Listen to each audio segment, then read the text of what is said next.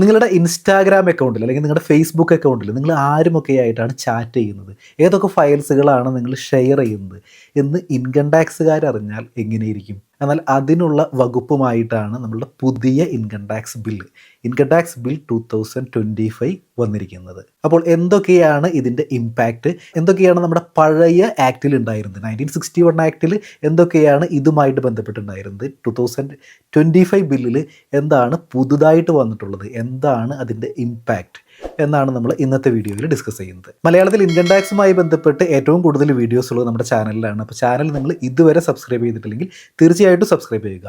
Income ടാക്സുമായി ബന്ധപ്പെട്ടിട്ടുള്ള വീഡിയോസിൻ്റെ അപ്ഡേറ്റ്സിന് വേണ്ടി മാത്രം നമ്മളൊരു വാട്സപ്പ് കമ്മ്യൂണിറ്റി തുടങ്ങിയിട്ടുണ്ട്.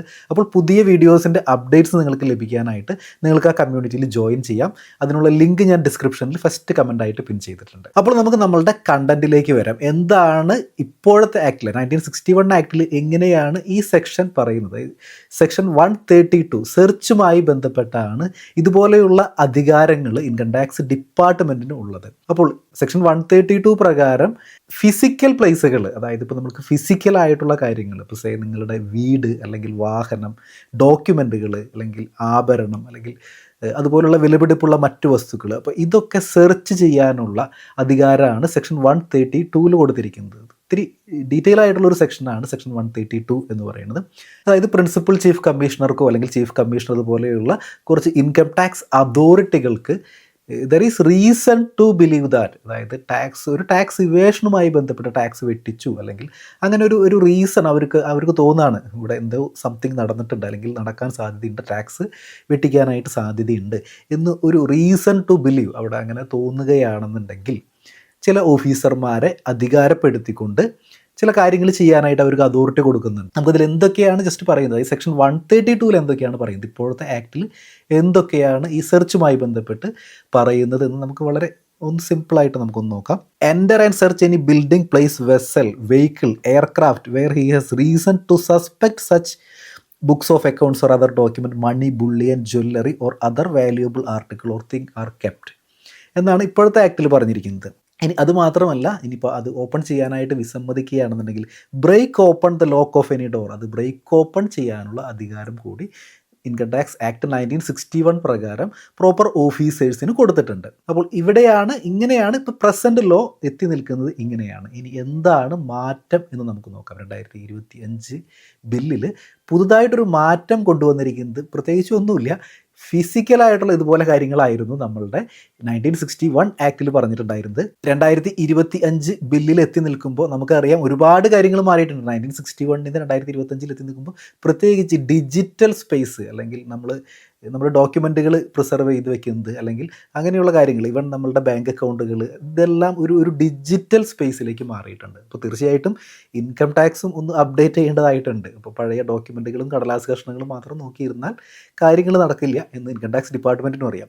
1961 ആക്ടിൽ പറഞ്ഞിരിക്കുന്ന ഈ ഫിസിക്കലായിട്ടുള്ള ഒരു പ്ലേസസിന് പുറമെ ഒരു വെർച്വൽ ഡിജിറ്റൽ സ്പേസിലേക്ക് കൂടി ഈ ഒരു അധികാരം കൊണ്ടുവരാനായിട്ട് ഇൻകം ടാക്സ് ബില്ലിൽ നമ്മളുടെ 2025 ബില്ലിൽ പ്രപ്പോസ് ചെയ്യുന്നുണ്ട്. അപ്പോൾ എന്താണ് ബില്ലിൽ പറഞ്ഞിരിക്കുന്നത്, ഇതിനൊക്കെ പുറമെ ബില്ലിൽ എന്താണ് പറഞ്ഞിരിക്കുന്നത് എന്ന് നമുക്കൊന്ന് നോക്കാം. ക്ലോസ് 247 പ്രകാരമാണ് നമ്മുടെ ബില്ലിൽ പുതിയൊരു കാര്യം കൊണ്ടുവന്നിരിക്കുന്നത്. അതായത് 132 പാരലൽ ആയിട്ടുള്ളൊരു സെക്ഷനാണ്. അപ്പോൾ എന്താണ് അവിടെ പറഞ്ഞിരിക്കുന്നത് എന്ന് നമുക്ക് നോക്കാം. അപ്പോൾ നേരത്തെ ഉണ്ടായിരുന്ന ഫിസിക്കൽ പ്ലേസസിന് പുറമെ എന്താണ് പറഞ്ഞിരിക്കുന്നത്? Break open the lock of any door, box, locker, safe, അൽമിര. അത് കഴിഞ്ഞതിന് ശേഷം പറഞ്ഞിരിക്കുന്നത് where the keys of their or access to such building place is not available or gain access by overriding the access code to any said computer system or virtual digital space where such access code is not available. അതായത് നമ്മൾ ആ ഒരു ഫിസിക്കലായിട്ടുള്ള ഒരുപാട് കാര്യങ്ങൾ പറഞ്ഞിട്ടുണ്ട്. അതിന് പുറമെ നിങ്ങളുടെ കമ്പ്യൂട്ടർ സിസ്റ്റത്തിലേക്ക് അല്ലെങ്കിൽ ഒരു വെർച്വൽ ഡിജിറ്റൽ സ്പേസിലേക്ക് കടന്നു കയറാനുള്ള അധികാരം കൂടി ഈ 2025 ബില്ലിൽ പറയുന്നുണ്ട്. അപ്പോൾ ഇനി എന്താണ് ഈ വെർച്വൽ ഡിജിറ്റൽ സ്പേസ് എന്ന് നോക്കാം. അപ്പോൾ ഇവിടെ പറഞ്ഞിരിക്കുന്ന യൂസ് ചെയ്തേക്കുന്ന വേർഡ് നിങ്ങളുടെ വെർച്വൽ ഡിജിറ്റൽ സ്പേസിലേക്ക് കടക്കാനായിട്ടുള്ള അധികാരമുണ്ട്. അപ്പോൾ നിങ്ങൾ അത് ചോദിക്കുകയാണെന്നുണ്ടെങ്കിൽ നിങ്ങൾ പാസ്വേഡ് കൊടുക്കേണ്ടതായിട്ട് വരും. ഇൻ കേസ് പാസ്വേഡ് കൊടുക്കുന്നില്ലെങ്കിൽ എന്ത് സംഭവിക്കും? അത് ഓവർ റൈഡ് ചെയ്യാനുള്ള, അതിൻ്റെ ആക്സസ് കൺട്രോൾ ഓവർ റൈഡ് ചെയ്ത് അവർക്ക് കയറാനുള്ള അധികാരം ഉണ്ട് എന്നർത്ഥം. അപ്പോൾ എന്താണ് ഈ വെർച്വൽ ഡിജിറ്റൽ സ്പേസ് എന്ന് നമുക്ക് നോക്കാം. വെർച്വൽ ഡിജിറ്റൽ സ്പേസ് എന്ന് പറയുകയാണെന്നുണ്ടെങ്കിൽ ഒരു വലിയൊരു ഡെഫിനേഷനാണ്. അപ്പോൾ ആ ഒരു ഡെഫിനേഷന് ശേഷം for creation or storage or exchange and includes എന്ന് പറഞ്ഞിരിക്കുന്നത് ഇമെയിൽ സർവേഴ്സ്. അപ്പോൾ നിങ്ങളുടെ ഇമെയിൽ വെർച്വൽ ഡിജിറ്റൽ സ്പേസ് ആണ്.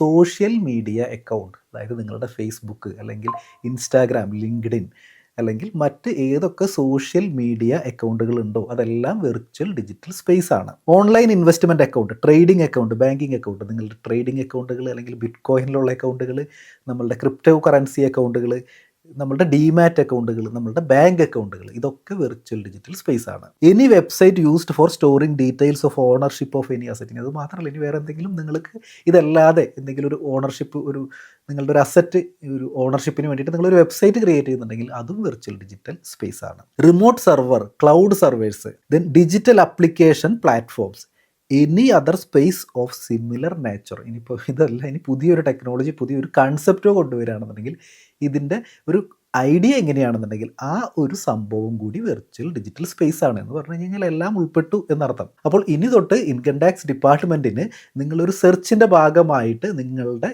എല്ലാ അക്കൗണ്ടുകളും, ഓൾമോസ്റ്റ് നിങ്ങളുടെ പേഴ്സണലോ പ്രൈവറ്റോ ആയിട്ടുള്ള എല്ലാ അക്കൗണ്ടുകളിലേക്കും ആക്സസ് ഉണ്ട് എന്നർത്ഥം. പ്രത്യേകിച്ച് നിങ്ങളുടെ സോഷ്യൽ മീഡിയ അക്കൗണ്ടുകൾ പോലും അവർക്ക് ലോഗിൻ ചെയ്ത് നോക്കാനുള്ള റൈറ്റ് ഉണ്ട് എന്നർത്ഥം. ഈ ക്ലോസ് 247 വായിച്ചു നോക്കുമ്പോൾ ഇത് നമ്മളുടെ പ്രൈവസിയിലേക്കുള്ള ഒരു കടന്നുകയറ്റമല്ലേ എന്ന് നമുക്ക് തീർച്ചയായിട്ടും ഒരു സംശയം തോന്നാം. അപ്പോൾ ഈ പ്രൈവസിയുമായിട്ട് ബന്ധപ്പെട്ട് വളരെ പോപ്പുലർ ആയിട്ടുള്ള ഒരു case law, justice KS Puttaswamy versus union of India 2017 supreme കോർട്ടിലെ കേസ് ലോ ആണ്. അപ്പോൾ അതിൽ കുറച്ച് കാര്യങ്ങൾ വളരെ ഡീറ്റെയിൽ ആയിട്ട് സുപ്രീം കോർട്ട് പറഞ്ഞിട്ടുണ്ട്. അതായത് അങ്ങനെ ഒരാൾക്ക് അല്ലെങ്കിൽ ഏത് ഡിപ്പാർട്ട്മെൻ്റ് ആയാലും, അതായത് സ്റ്റേറ്റിന് വളരെ സിമ്പിളായിട്ട് ഒരാളുടെ പ്രൈവസിയിൽ അങ്ങോട്ട് കയറി എന്ത് ചെയ്യാൻ പറ്റില്ല, അറ്റാക്ക് ചെയ്യാനായിട്ട് പറ്റില്ല. ആർട്ടിക്കിൾ 21 എൻഷുർ ചെയ്യുന്ന റൈറ്റ് ടു ലൈഫ് അല്ലെങ്കിൽ റൈറ്റ് ടു പേഴ്സണൽ ലിബർട്ടിയിലേക്കുള്ള അല്ലെങ്കിൽ നമ്മുടെ ഒരു പ്രൈവസിയിലേക്കുള്ള കടന്നുകയറ്റമാണ് ഇത് എന്ന് കേസ് ലോയിൽ വളരെ വ്യക്തമായിട്ട് പറഞ്ഞിട്ടുണ്ട്. അങ്ങനെ സ്റ്റേറ്റിന് അങ്ങനെ വളരെ ഈസി ആയിട്ട് കയറിയിട്ട് എന്ത് ചെയ്യാൻ പറ്റില്ല, നമ്മുടെ പ്രൈവസിയിൽ ഇൻ്റർഫെയർ ചെയ്യാനായിട്ട് പറ്റില്ല. അങ്ങനെ ചെയ്യണം എന്നുണ്ടെന്നുണ്ടെങ്കിൽ അവിടെ 3 ചെക്ക് പോയിന്റ് വെച്ചിട്ടുണ്ട്. ആ ഒരു ചെക്ക് പോയിന്റ് പാസ്സായതിന് ശേഷം മാത്രമേ എന്ത് ചെയ്യാനായിട്ട് പറ്റുള്ളൂ, ഈ ഒരു ഇൻട്രൂഷൻ സാധ്യമായിട്ടുള്ളൂ എന്ന് പറഞ്ഞിട്ടുണ്ട്. അപ്പോൾ എന്തൊക്കെയാണ് ചെക്ക് പോയിന്റ് എന്നുകൂടി നമുക്കൊന്ന് നോക്കാം. അതിലെ ഫസ്റ്റ് വൺ വരുന്നത് ലീഗാലിറ്റിയാണ്. അതായത് ഒരു ലീഗൽ ബാക്കിംഗ് ഇല്ലാതെ ഒരാളുടെ പ്രൈവസിയിലേക്ക് സ്റ്റേറ്റിന് കയറാനായിട്ട് സാധിക്കില്ല. അപ്പോൾ ഇവിടെ നമ്മൾ ലീഗാലിറ്റി നമ്മളൊന്ന് ടെസ്റ്റ് ചെയ്യുകയാണെന്നുണ്ടെങ്കിൽ അവിടെ ലീഗാലിറ്റി സിമ്പിളായിട്ട് പാസ്സാവും. കാരണം നമുക്ക് അവിടെ ഒരു ലീഗൽ ബാക്കപ്പ് ഉണ്ട്. ഇൻകം ടാക്സ് ബില്ല് 2025 പ്രകാരം, അതായത് ആക്റ്റായിട്ട് പാസ്സാവുകയാണെന്നുണ്ടെങ്കിൽ ഒരു ആക്ട് പ്രകാരമാണ് ഈ ഒരു സംഭവം വരുന്നത്, ഈ ഒരു അന്വേഷണം വരുന്നത്, ഇങ്ങനെ ഒരു ഇൻട്രൂഷൻ വരുന്നത്. അപ്പോൾ അതുകൊണ്ട് തന്നെ ലീഗാലിറ്റി അവിടെ കംപ്ലൈ ചെയ്യുന്നു എന്നർത്ഥം.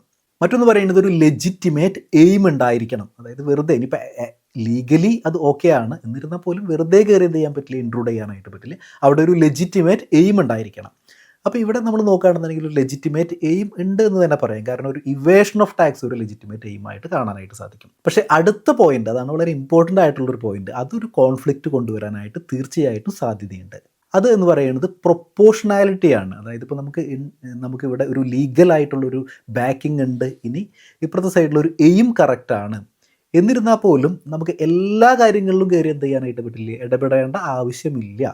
അതായത് അത് പ്രൊപ്പോർഷനേറ്റ് ആയിട്ട് ഒരു മിനിമം ഇൻട്രൂഷൻ മാത്രമേ നിയമം അനുശാസിക്കുന്നുള്ളൂ. എന്താണോ ആവശ്യമായിട്ടുള്ളത് ആ ആവശ്യമായിട്ടുള്ള കാര്യങ്ങൾ മാത്രം നോക്കിയാൽ മതി എന്നാണ് പറയുന്നത്. പക്ഷേ ഇതൊരു വലിയൊരു കോൺഫ്ലിക്റ്റ് ഉണ്ടാക്കാനായിട്ട് സാധ്യതയുണ്ട്. കാരണം ഇവിടെ ഇതൊരു ക്വാണ്ടിഫൈ ചെയ്യാനായിട്ട് വളരെ ബുദ്ധിമുട്ടാണ്. അപ്പോൾ ഇൻകം ടാക്സ്കാർ എപ്പോഴും കുറച്ച് മേ ബി അപ്പുറത്തെ സൈഡിൽ ഡിപ്പാർട്ട്മെൻറ്റ് ആംഗിളിൽ നോക്കുമ്പോൾ ഇത് എല്ലാം നോക്കണം, നിങ്ങൾക്ക് എല്ലാ സോഷ്യൽ മീഡിയ അക്കൗണ്ടുകളും ഞങ്ങൾക്ക് നോക്കണം, അല്ലാന്നുണ്ടെങ്കിൽ എല്ലാ ബാങ്ക് അക്കൗണ്ടുകളും എല്ലാ ഡിജിറ്റൽ സ്പേസും ഞങ്ങൾക്ക് നോക്കാനായിട്ട് ആവശ്യമുണ്ട്, അല്ലെങ്കിൽ അതിൻ്റെ ഒരു നെസസിറ്റി ഉണ്ട് എന്ന് പറയുകയാണെന്നുണ്ടെങ്കിൽ അത് റീസൺ ടു ബിലീവ് എന്നുള്ളൊരു വേർഡൊക്കെ യൂസ് ചെയ്തേക്കുന്നത്. അപ്പോൾ ഈ റീസൺ ടു ബിലീവ് ഒക്കെ അത് ഒരു പേഴ്സണൽ ഒരു വ്യക്തിവൈരാഗ്യമോ അല്ലെങ്കിൽ അങ്ങനെയുള്ള കാര്യങ്ങളിലേക്കൊക്കെ ഉപയോഗിക്കാനായിട്ട് സാധ്യതയുണ്ടോ എന്നുകൂടി നമ്മൾ ആലോചിക്കേണ്ടിയിരിക്കുന്നു. അതുമാത്രമല്ല ഈ പ്രൊപ്പോർഷണാലിറ്റി എന്ന് പറയുമ്പോൾ അതൊരു ക്വാണ്ടിഫൈ ചെയ്യാൻ പറ്റാത്തത് കൊണ്ട് തന്നെ അത് ഒരാളുടെ ഇപ്പോൾ ഇൻകം ടാക്സ് ഡിപ്പാർട്ട്മെൻറ്റിൻ്റെ ഒരു പ്രൊപ്പോർഷണാലിറ്റി ആയിരിക്കില്ലേ ഇപ്പുറത്തെ സൈഡിൽ മറ്റു പല ആളുകളും കാണുന്ന പ്രൊപ്പോർഷണാലിറ്റി. അപ്പോൾ ഇതൊരു ക്രിട്ടിക്കൽ ഒരു വ്യൂവിൽ ഇതൊരു വലിയൊരു തർക്കമോ അല്ലെങ്കിൽ വലിയ ഒരു ഇഷ്യൂ കൊണ്ടുവരാനായിട്ട് തീർച്ചയായിട്ടും സാധ്യതയുണ്ട്. അപ്പോൾ ഇൻകം ടാക്സ് ബില്ലുമായി ബന്ധപ്പെട്ടിട്ടുള്ള പാർലമെന്റിൽ വരാനിരിക്കുന്ന ചർച്ചകളിൽ ക്ലോസ് 247 വലിയ ചൂടൻ ചർച്ചകളിലേക്ക് തന്നെ വഴിയൊരുക്കും എന്ന് തന്നെ നമുക്ക് കാണാനായിട്ട് കഴിയും. കാരണം അത്രയും ഒരു കോൺട്രവേഴ്സ്യൽ ആയിട്ടുള്ള ഒരു സബ്ജക്റ്റിലേക്കാണ് ഈ 247 കൈ ചൂണ്ടുന്നത്. നിങ്ങളുടെ പേഴ്സണലായിട്ടുള്ള, അതായത് ആർട്ടിക്കിൾ 21 ഒരു ഇൻട്രൂഷനാണ് വരുന്നത് എന്നുകൂടി നമ്മളൊന്ന് ഓർത്ത് വയ്ക്കുക. നിങ്ങളുടെ പേഴ്സണലായിട്ടുള്ള കാര്യങ്ങൾ, നിങ്ങളുടെ സോഷ്യൽ മീഡിയ അക്കൗണ്ടുകളാണ് ഇനി മുതൽ ഇൻകം ടാക്സ് ഡിപ്പാർട്ട്മെൻറ്റ് ലോഗിൻ ചെയ്ത് നോക്കാനായിട്ട് പോകുന്നത്, ഒരു സെർച്ചിൻ്റെ ഭാഗമായിട്ട്. അപ്പോൾ ഇൻകം ടാക്സ് ബിൽ 2025 കുറിച്ചിട്ടുള്ള വീഡിയോ യൂസ്ഫുൾ ആയി എന്ന് കരുതുന്നു. മറ്റൊരു വീഡിയോ ആയിട്ട് വീണ്ടും കാണാം. Thanks for watching.